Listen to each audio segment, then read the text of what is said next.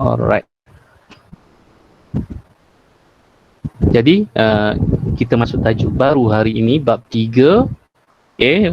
Jadi buku teks awak bab 3 muka surat 20. Muka surat 90. Okay. Bertajuk kelestarian alam sekitar.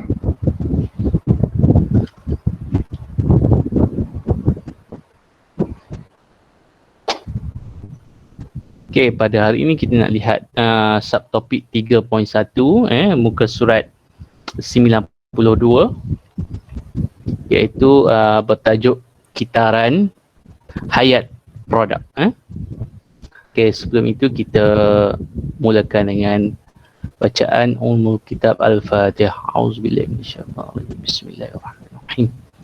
Alhamdulillahirabbil alamin. Arrahmanir rahim. Yaumiddin. إياك نعبد وإياك نستعين اهدنا الصراط المستقيم صراط الذين أنعمت عليهم غير المغضوب عليهم ولا الضالين آمين يا رب العالمين. Okey, jadi apa yang awak perlu fahamkan hari ini, yang pertama, ingat ini objektif pelajaran ni, maksudnya apa yang sepatutnya awak dapat hari ini. So yang pertama, membanding bezakan, maksudnya kita nak comparekan antara jejak karbon dan tapak tangan karbon. Macam apa tu, agak baru, mungkin baru bagi awak, first time dengar jejak karbon dan tapak tangan karbon. Lepas tu awak perlu tahu menyenaraikan 5 langkah dalam tapak tangan karbon. Lepas tu kita ada nombor 3, menyenaraikan 2 jenis kitar hayat produk. Kitar hayat produk, bagaimana produk itu bermula, bagaimana produk itu berakhir, ada 2 jenis. Dan yang keempat, menerangkan kesan mikrob dalam siratan makanan. Okay.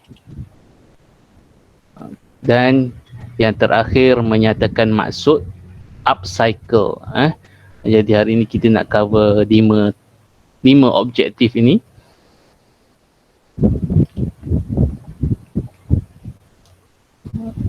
Alright. So cuaca sekarang, tapi sekarang masih ada hujan-hujan kan. Okey, sebelum puasa hari tu sangat panas. Dan kepanasan ini semakin menjadi-jadi semenjak beberapa tahun ini. Okay, jadi ini adalah fenomena pemanasan global. Jadi di-highlightkan kat situ, fenomena pemanasan global. Global maksudnya seluruh dunia. Jadi apakah punca pemanasan global tersebut? Sekejap nak check ada yang baru nak masuk ke.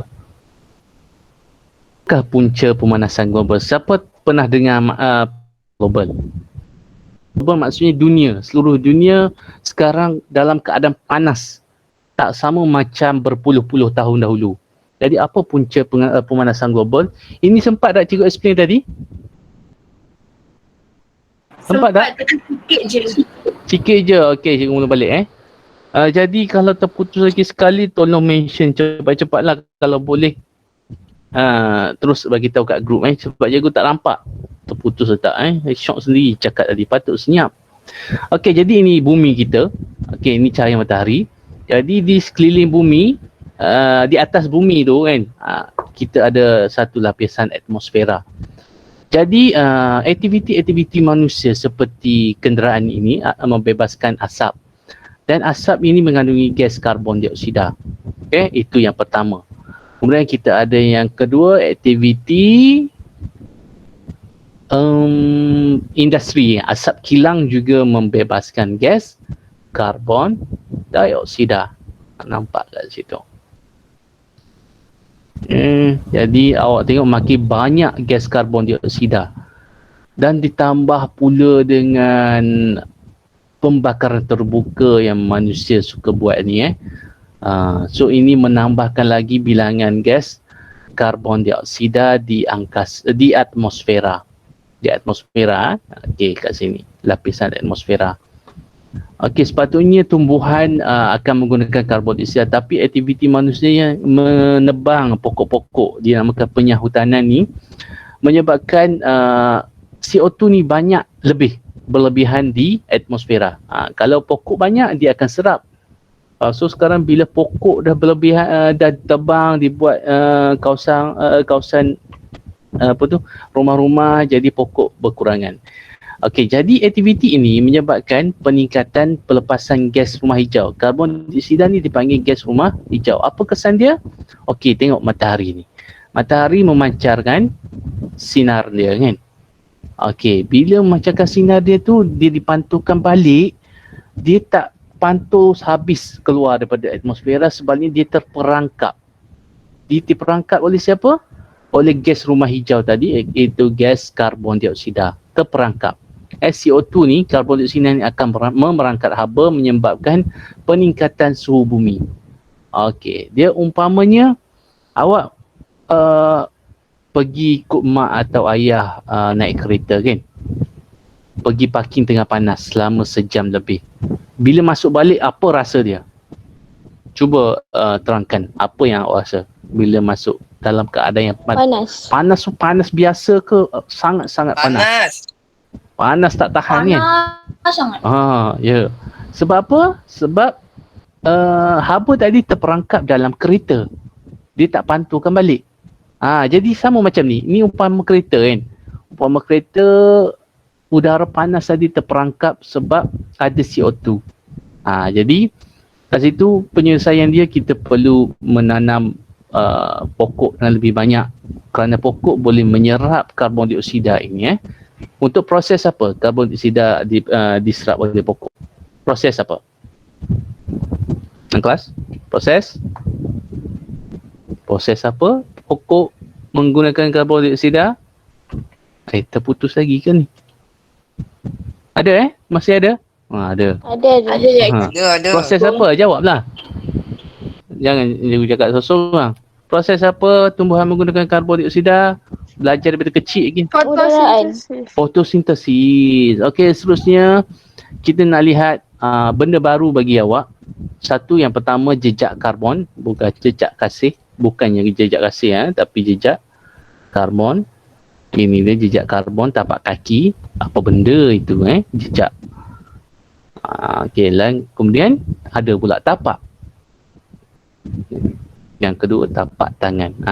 Tapak tangan karbon. So kena bezakan antara objektif pelajaran kita ini, bezakan apa beza dia kan. Okey, so kita tengok maksud dia kat sini. Jejak tapak tangan kaki karbon, tapak kaki kan.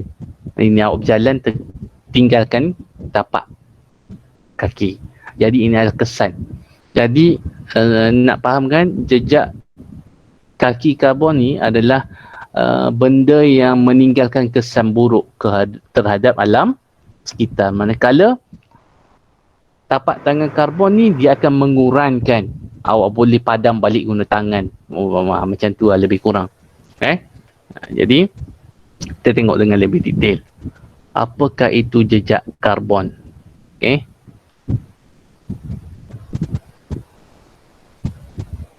Merujuk kepada jumlah karbon dioksida yang dibebaskan ke atmosfera. Daripada siapa? Daripada aktiviti kita lah.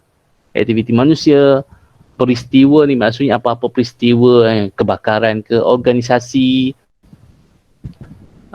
komuniti atau produk yang kita gunakan. Peti ais, apa-apa saja produk yang digunakan dalam kehidupan seharian. Lepas tu dia merujuk kepada kesan negatif, impak negatif. Kepada kelestarian ni maksudnya keindahan, keindahan alam sekitar kita lah. Lestari ni maksudnya macam mana cakap bahasa mudah, kelestarian ni maksudnya pengekalan alam sekitar yang indah. Okey, ini bentuk tapak kaki. Okey, jadi apa yang terkandung menyebabkan pembebasan karbon dioksida?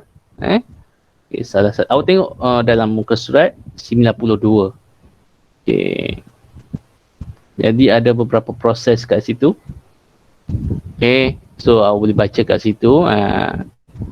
Kita ada pengeluaran gas, kita ada pengeluaran elektrik, penggunaan elektrik, kita ada pengangkutan, pengangkutan tadi dah tengok kan, bebaskan gas karbon dioksida. Kita ada sisa-sisa yang dibuang. Okey, kita ada juga makanan. Okey. Aktiviti persendirian ada dalam buku teks awak dan juga penggunaan bahan api fosil. So ini muka surat 92. Awak nampak situ memang macam apa dia lah betul-betul tapak kaki. Yang penting awak faham jejak karbon ni impak negatif kepada kelestarian alam sekitar yang disebabkan oleh produk tersebut pada sepanjang kita hayatnya membebaskan karbon dioksida. Kita tengok kat sini contoh label jejak karbon dalam pelbagai produk di negara berbeza. Kalau kita tengok Malaysia macam tu. Tengok Japan dia tunjuk dalam satu produk ni dia bebaskan sebanyak 123 gram karbon dioksida. Ini yang dinamakan jejak. Jejak meninggalkan jejak dia. Tengok South Korea. Tengok berapa ratus gram. Tak ada pun CO2, ditulis itu 0 gram. Yang ni pula Taiwan. So produk ni mengandungi 135 gram CO2 akan dibebaskan. Lepas tu dari segi penggunaan tenaga. Kalau tengok barang-barang sekarang yang dibeli yang kat rumah, dia ada label bintang. Yang paling baik berapa bintang? Berapa bintang? 5. Bila bintang yang banyak, maksud kecekapan penggunaan tenaga dia sangat efisien. Maksudnya dia tak membazir tenaga lah. Bila tak membazir tenaga, kuranglah pembebasan karbon dioksida, macam tu lebih kurang. Tadi jejak negatif, impak negatif. Tapak impak positif. Ingat macam tu je. Jadi tapak tangan ni akan cover balik kesan daripada jejak kaki karbon tadi. So dia bertujuan untuk mengurangkan jejak karbon tadi. Ada pembebasan tadi kan, gas karbon dioksida. Jadi kita lihat langkah-langkah. Awak tengok kenapa diberi nama tapak tangan, sebab ada 5. 1, 2, 3, 4, 5. Jadi 5 langkah macam tagline sekolah kita, 5. So yang pertama, dengan mengubah penggunaan bahan kita daripada bahan kepada bahan yang jejak karbon yang rendah. Cuba kita tengok balik macam yang ni. Kalau 1, 2, 3 gram, maksudnya penggunaan dia membebaskan 1, 2, 3. Kalau bahan ini yang South Korea ni 0 gram, maksudnya tak ada pembebasan gas karbon dioksida, maksudnya inilah yang terbaik. Kalau ada yang 300, kita elakkan. So itu yang pertama, penggunaan bahan kita gunakan yang jejak karbon yang rendah. Gunakan bahan yang boleh baharu. Boleh baharu maksudnya kurang keluarkan karbon dioksida. Sebagai contoh, ini simen. Simen ni dia tak boleh baharu semula, tak boleh baharu. Maksudnya dah guna, tak boleh guna balik lah. Manakala kayu, kita boleh guna balik kan. Kalau tengok simen tu menjadi rumah banglo, kayu pula rumah kampung-kampung, cantik juga kan. Jadi itu yang pertama, penggunaan bahan. Yang kedua, cita hayat dan prestasi. Gunakan produk yang punya cita hayat yang panjang. Jangan gunakan produk-produk yang seminggu sekali kena tukar. Kalau tengok iPhone sekarang pun, dia dah tak bagi apa iPhone sekarang. Ada yang pakai ni. Kelas? iPhone sekarang dia dah tak bagi apa. Terputus pula kan. Masih on Cuba ada. Risau pula. Awak tahu ke? Tak tahu? iPhone sekarang dah tak bagi kepala plug kan, kepala charger. Dia tu untuk mengurangkan penggunaan bahan-bahan itulah. Okay. Dan gunakan produk yang cekap tenaga. Macam aircon ni kan, awak cari air 5 bintang. Jangan cari 1 bintang. Walaupun murah. Sebab murah, dia akan gunakan tenaga banyak, bil elektrik awak pun akan tinggi. Manakala bintang banyak, ini kita cerita pasal dekat Malaysia lah. Kalau bintang banyak, dia cekap guna tenaga, maksudnya jimat tenaga elektrik. Tapi dia mahal sikit. So contohnya, inverter, aircon inverter, kita ada mesin basuh inverter, ni 5 bintang. Yang ketiga, penggunaan tenaga. Kita gunakan sumber tenaga yang boleh baharu, seperti sumber hidroelektrik, ini solar.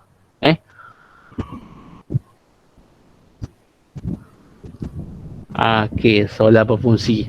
So panel solar ni mahal, tapi dalam jangka masa yang panjang dia akan menjimatkan tenaga elektrik. Kos dia sangat mahal, berpuluh-puluh ribu kalau nak pasang kat rumah. Okay, elak guna bahan api fosil lah, seperti petrol, mengelakkan, tapi nak tak nak kena pakai juga kan. Cuma kurangkan. So elak guna bahan api fosil, kita ada pilihan, kita adalah kereta hybrid. Kereta hybrid ni maksudnya minyak pun digunakan, tapi dalam masa yang sama dia boleh gunakan tenaga elektrik. Seperti yang paling famous itu kereta Honda kan, ada Honda hybrid, Toyota pun ada hybrid. Okey, itu yang ketiga. Okey, yang keempat, sisa. Kita kurangkan sisa dengan konsep 5R. Apa dia 5R? Okey, sekejap. So 5R Yang pertama, cikgu nak dengar, sebab cikgu risau bercakap seseorang ni. Seorang bagi tahu maksud setiap satu ni. Maksud reuse, apa dia reuse? Guna semula. Guna semula. Ramai yang akan tertukar dengan recycle. Guna semula ni, contoh botol mineral kan. Awak tak hantar ke pusat recycle, sebaliknya botol mineral awak jadikan apa? Tempat letak pen kan. Itu guna semula. Kalau recycle, kita hantar ke pusat kita semula. Dia recycle balik jadi bahan lain. Guna semula, kita guna jadi bahan, jadi benda lain, fungsi yang lain. Okay. Reduce, apa maksud reduce? Class, reduce. Jawablah, reduce. Bahasa Inggeris ni. Kurangkan. Okay. Restore dan juga replenish. Jadi awak cari sekarang dua yang ini. Sebelum ini kita diperkenalkan dengan konsep 3R. 3R inilah reduce, reuse, recycle. Sekarang tambah dua lagi, restore dan replenish. Sila cari maksud kedua-duanya itu. Saja nak bagi kerja. Okay. Lah. Dan yang terakhir, tadi yang keempat kan. Okay. Yang kelima, tangkapan dan penyimpanan karbon. Okay. So ada kat situ teknologi menangkap dan menyimpan karbon.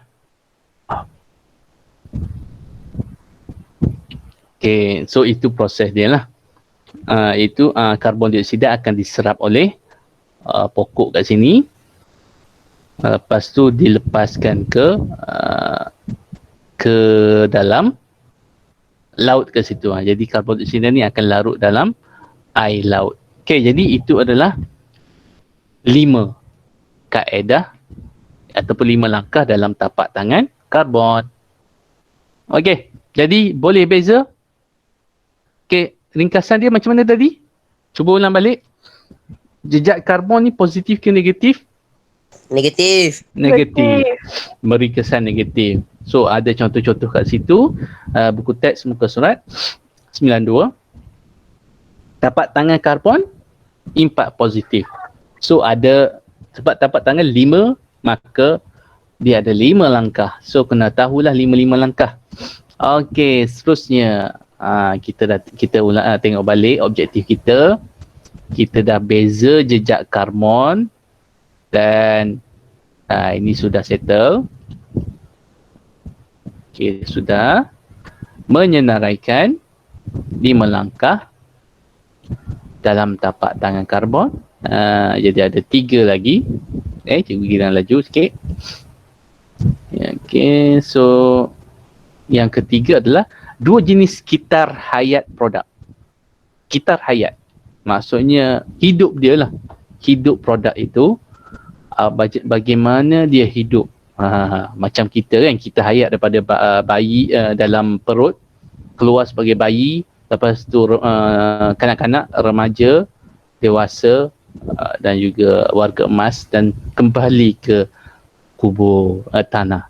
Itu dipanggil cradle to grave. Grave to kubur, cradle to buaian. Bahasa Inggeris. Dalam buku teks pun dia gunakan digunakan istilah bahasa Inggeris. Jadi kat sini pun cikgu pun gunakan istilah yang digunakan buku teks lah. Okey, jadi kita lihat kat situ apa beza dia. So beza dia kat sini, kita tengok terus. Ni bahan yang sama, kayu kan, kiri bahan, kanan bahan sama. Okey, ini proses pembuatan, dijadikan kertas ataupun plastik ke. Lepas tu pengedaran, nak edar ke pengguna lah. Jadi pengguna tu kita kan baca buku. Buku tadi daripada kertas, daripada pokok. Dan beza cradle to cradle, buaian ke buaian. Kalau buaian ke buaian ni, cradle to cradle, dia kitar semula. Pelupusan dia dikitar semula. Ini kiri. Kiri ni kitar. Kitar semula. Manakala yang cradle to grave, grave to kubur. Maksudnya mereput. So beza dia yang step akhir saja. Cradle to cradle berakhir dengan kitar semula, sebelah kiri ni, daripada sumber sehingga peringkat pelupusan dan dikitar semula. Okay. Cradle to grave, sampai mereput, dibiarkan mereput di pusat pengumpulan sisa-sisa sampah. Okay, jelas itu ada 2. Dalam buku teks muka surat 96. Okay, 96.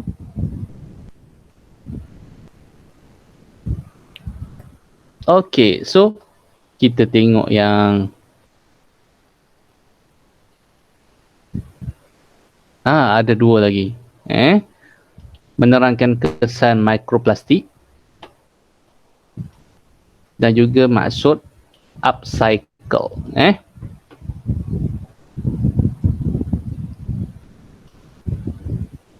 Micro. Okay. Awak pernah dengar kat mana perkataan micro? Baru saja. Mikroorganisme. Mikroorganisme. Apa maksud mikro? Apa maksud mikro? Senyap. Kenapa dinamakan mikroorganisme? Virus COVID-19 itu adalah mikroorganisme. Awak boleh nampak tak? Virus. Tak. Tak boleh. Kita boleh nampak kesan dia kan. Jadi mikro tu maksud sangat kecil. Okay. Jadi kat sini awak tengok gambar ikan tu. Apa masalah dengan ikan ni? Apa masalah dia tu? Kalau tengok zoom balik. Tu. Dalam tu ada apa? Sisa-sisa plastik kan? Tak adalah botol tu dalam ikan, cuma nak bagi tahu kesan plastik tu. Okey. Jadi pencemaran air yang disebabkan oleh sisa-sisa plastik yang masuk dalam rantai makanan. Bila sebut rantai makanan ni, maksudnya sampai ke manusia. Okey, ikan tadi makan plastik. Plastik yang halus-halus. Ini kecil-kecil kan. Dia kadang-kadang tersilap ingatkan makanan. Dia pergi makan. Masuk dalam perut dia. Dan sampai ke kita. Kita makan ikan. Jadi, apakah mikroplastik? Mikro maksudnya kecil. Ke kepingan plastik yang panjangnya kurang daripada 5 mikrometer. Mikrometer, awak tengok pembaris awak besar mana. Okey. Jadi kesannya, berbahaya apabila berada dalam badan organisma air, iaitu organisma akuatik ni. Okey. Jadi dapat dipindahkan kepada pelbagai jenis kepada jenis organisma, bukan mikro sebab organisma ni besar. Contoh yang makan ikan. Senang cerita kita lah. Kadang-kadang kita terus tangkap ikan makan kan. Ada yang ikan dimakan oleh apa lagi haiwan kat laut. Tak boleh fikir pula Tapi biasanya kalau ikan terus ke kita lah kan. Maksud ikan makan plastik, kita pun makan ikan yang mengandungi plastik. Jadi dia juga menjejaskan kesihatan kita lah. Okey, awak tengok kat situ. Okey, kita buang plastik, dia pecah, dia reput. Jadi kita dapat kat kita balik. Kita buang, mereput, ikan makan, dapat kat kita balik. Jadi awak tengok kesan dia ni. Okey, paus putih ni dia tu mati. Okey, dan didedahkan ada 220 pounds. Pounds tu kalau kita guna kilo kan, dia pounds. Pound plastik dalam badan dia. Okey. Menyebabkan dia mati. Okey, tengok grafik kat sini. Penyu. Ini dia tak makan tapi dia lemas. Tengok penyu ini yang betul-betul. Awak tengok sebelah kanan ni pula. Okey. Dia makan plastik kan. Okey. Jadi tengok ni burung termakan plastik. Jadi ini antara yang diperjuangkan sekarang. Sebab tu kita pergi ke kedai, tak ada straw, tak ada plastik. Kalau nak plastik, cas 20 sen. Okey, jadi apakah cara menyelesaikan masalah plastik tersebut? Yang pertama yang paling mudah adalah recycle. Kumpul-kumpul, hantar jual. Dan ini famous di luar negara lah, menggunakan beg kertas. Juga menggunakan beg plastik terbiodegradasi. Awak pergi kedai sekarang, plastik dia lembek-lembek kan? Berbanding yang dulu. Okey, kalau dulu plastik dia keras sikit. So yang lembek-lembek itu namanya plastik terbiodegradasi. Ada simbol recycle biasanya. Okey, kemudian ada dalam soalan SPM tahun lepas. Bakar menggunakan incinerator. Incinerator adalah satu macam mesin. Kita masukkan bahan, kita bakar dalam tu, dia asap tu dia tak keluar sebagai pencemaran. Ada proses yang berlaku menyebabkan tidak mengeluarkan asap yang mencemarkan alam. Dinamakan incinerator. Perlu ejen yang betul, incinerator. Okay. Dan kempen no plastic bag. Tiada bag plastik. Okay, so kita dah buat kan. Mula-mula Selangor, lepas tu banyak yang dah ikut sekarang. Orang yang tak faham dia akan marah. Kenapa plastik kena bayar 20 sen? Jadi bawalah beg kita semula yang kita boleh guna. Okey, ini sedikit info tambahan lah. Sharon Barak, chemical engineer, maksudnya jurutera kimia. Dia menyelesaikan masalah plastik. Okey, apa yang buat? Awak nampak? Okey, jap, kita ulang balik. So ini produk dia. Ini tuan dia lah, Sharon Barak ni. Produk dia direndam dalam air. Ini kanan ni plastik biasa. Alah, besar ni. Plastik biasa. Apa jadi? Dia punya plastik tu terus larut dalam air. Manakala plastik yang satu lagi ni plastik biasa tak larut kan. Yang tak larut ni menyebabkan masalah pada organisma air tadi, akuatik. Okey. Larut dalam beberapa minit dalam air. So ini adalah ciptaan manusia bernama Sharon Barak. Siap boleh minum air itu, maksudnya selamat. Lagi Marino, saintis. Okey. Dia menyelesaikan masalah pencemaran udara.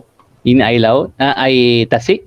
Bagaimana dia membersihkan air tasik ini dan sehingga boleh makan. Dia gunakan nanoteknologi. Okey, so dia boleh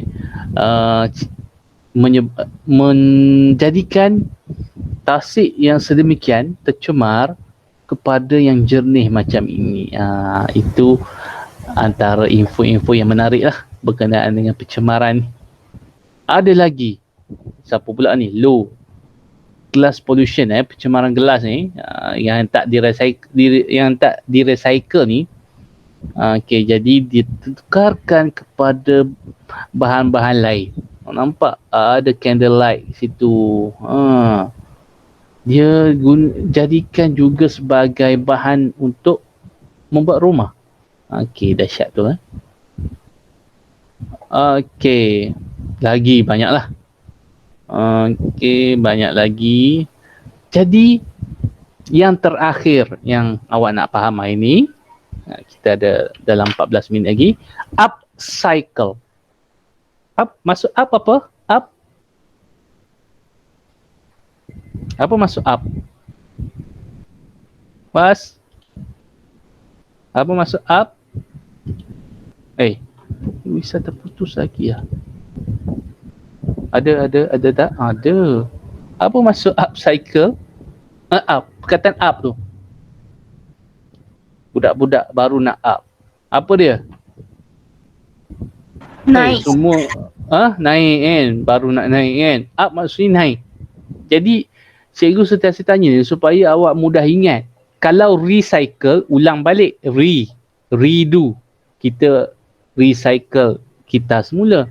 Upcycle ni, up, atas. Maksudnya, kita menghasilkan produk baru yang mempunyai nilai yang lebih tinggi daripada produk yang asal. Awak tengok yang pertama. Okey, ni botol kan. Dan di upcycle, bukan recycle. Dia lebih kurang macam reuse jugalah, guna semula. Okey. Tapi dia mungkin ada beberapa proses lah. Okey, yang ni bahan apa ni? Saya tak pasti pula ni. Macam pintu. Yang pintu rumah. Okey, yang mana jelas lah. Kita ambil yang jelas lah. Ini bola ganjang okey. Kasut jadikan pasu bunga. Ini apa ni? Gitar. Kreatif betul. Okey. Gitar dijadikan tempat para untuk menyimpan bahan-bahan. Nampak menarik? Dan dia ada lampu. Itulah upcycle. Idea menghasilkan produk baru yang mempunyai nilai yang lebih tinggi. Up. Lebih tinggi. Up. Naik kan? Okey. Okey. Tamat sudah. 5 isi pembelajaran hari ini. Jadi kita test. Yang pertama. Apakah yang dimaksudkan dengan jejak karbon? Cuba tengok buku teks. Apa maksud dia? Apa maksud dia, kelas? Lambat nak respon.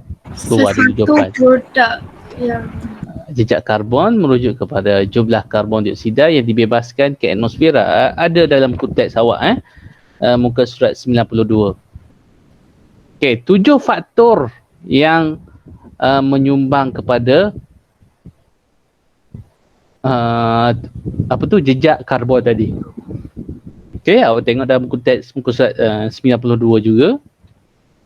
Okey, salah satunya tenaga elektrik, air, makanan, pengangkutan, sisa, asap gas rumah hijau, kekerapan penggunaan, dan apa beza jejak karbon dengan tapak tangan karbon. Jejak negatif, impak negatif kepada kelestarian alam sekitar, manakala tapak tangan impak positif. Ada berapa step tadi tapak tangan karbon? 5. 5. Jadi awak ulang baliklah apa yang ada dalam 5 langkah. Okey, 2 jenis citar hayat umum bagi suatu produk. Cradle to cradle. Satu lagi apa? Cradle to grave. Cradle to grave maksudnya dia biar mereput kan. Cradle to cradle dia kita semula ke buaian balik. Cradle to grave ke kubur lah engkau. Macam itulah. Maksudnya dia tak recycle balik lah. Okey. Dan dikita semula yang ni daripada sumber sehingga peringkat pelupusan dan dibiarkan mereput di pusat pelupusan sampah. Okey. Ada lagi. Ni praktis ni dalam buku teks awak ni. Praktis ini dalam buku teks awak. Apakah upcycle? Up tadi kan? Up nilai dia ditingkatkan. Iaitu upcycle adalah idea ataupun inisiatif untuk menghasilkan produk baharu yang mempunyai nilai yang lebih tinggi daripada produk yang sah. Asalnya boot kasut yang tadi kasut boot letak di kaki untuk keselamatan kita, tapi tadi dah dijadikan pasu bunga. Awak tengok kat sini ni apa dia ni? Cuma nampak macam piano rasanya lah. Macam piano dia buat ni dia upcycle kepada rak buku. Menarik. Okey, dan ada lagi ke? Mikroplastik. Jadi kita nampak tadi apakah mikroplastik? Kepingan plastik yang panjangnya kurang daripada 5 mikrometer. Kenapa bahaya? Kerana organisma akuatik seperti ikan makan dan berakhir dengan kita lah, manusia makan. Jadi berbahayalah, plastik ni berbahaya untuk kesihatan kita. Okay, menyebabkan pelbagai penyakit. Alright, so jangkakan tak sempat, rupanya sempat. Jadi kat sini adakah semuanya okey? Ada 5 objektif kita hari ni, adakah semuanya boleh faham? Yang pertama, kita banding beza, banding apa dia jejak karbon, apa dia tangan karbon. Mana tulisan? Kemudian kita ada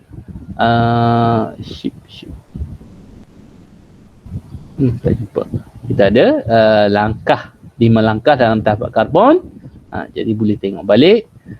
Jadi ini cradle to grave, cradle to grave, bezakan siapa ada kita semula, siapa yang dibiarkan mereput. Mikroplastik tadi dah tunjuk gambar-gambar. Upcycle. Okey, jadi untuk hari ini dalam buku SPS awak buat sebab nanti bila dah buka sekolah nanti cikgu nak kutip je. Jangan awak mentang-mentang tak sekolah, cikgu bukan nak tengok. Nanti bila buka sekolah gelabah lah nak tengok, nak tiru kawan ni. Jadi dalam buku SPS awak ni pada muka surat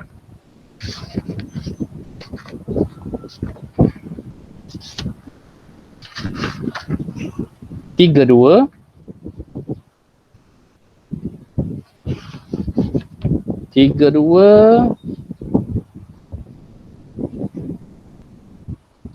33 34 3 muka surat saja. Ulang balik. 3, 2, 3, 3 dan 3, 4.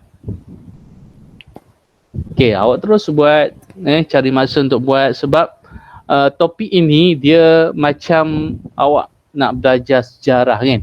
Kena baca dan baca. Okey, ada topik ini lebih kepada pembacaan. Awak tak baca ulang-ulang memang tak dapat nak jawab soalan periksa lah. Okey, macam 5 langkah tadi kan. Kalau tak tahu 5 langkah, kalau soalan tanya senaraikan 5 langkah dalam tapak tangan karbon, hilang dah 5 markah awak.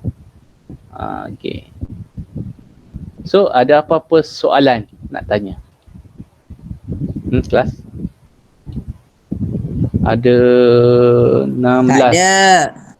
Siapa yang jawab laju ni? Tak ada. 16. Okey. Tak ada apa-apa soalan? Semuanya okey. Jadi 3 muka surat tadi. Jadi mungkin lepas ni cikgu akan selitkan dengan soalan-soalan Google Form lah. Okay, ada dah. Cuma cikgu nak tengok balik apa soalan sesuai, apa soalan yang perlu ditambah baik. Kita ada 15. Oh, Puan Pengetua pun ada dalam kelas hari ini. Selamat datang Puan. Terima kasih sudi masuk ke kelas gabungan 5 sepatutnya ramai. Tak tahulah ni kenapa Jadi attendance kalau tengok kat sini cikgu dah buat secara auto. Benda ni berekod. Jangan ingat cikgu tak rekod. Nampak ni nama masing-masing kat sini. Okey. Jadi tapi macam biasa cikgu nak lihat awak ikut ke tak. Jadi dekat ruangan chat ini type nama dan kelas. Sebab bila cikgu download nanti cikgu akan nampak rekod ni. Okey, sekarang typekan nama dan kelas masing-masing.